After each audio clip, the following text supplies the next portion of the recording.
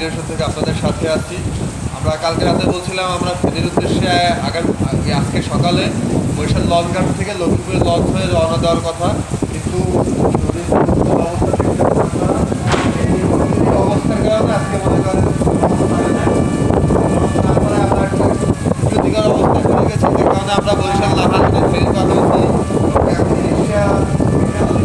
ইলিশাতে ভোলাতে ইলিশা ঘাট, এখান থেকে আমরা মেঘনা নদী পারে যাবো, ওখান থেকে আমরা ফেরির উদ্দেশ্যে রওনা দেবো। কিছুক্ষণ আগে আশা খবর জানতে পারলাম যে ফেরিটি নাকি দেশ শহরে ঘোষণা দেওয়া হয়েছে। তো ওখানকার লোকজনের অবস্থা কি জানি না, বা কল্পনাও করতে পারছি যে ওখানকার লোকের অবস্থা কি।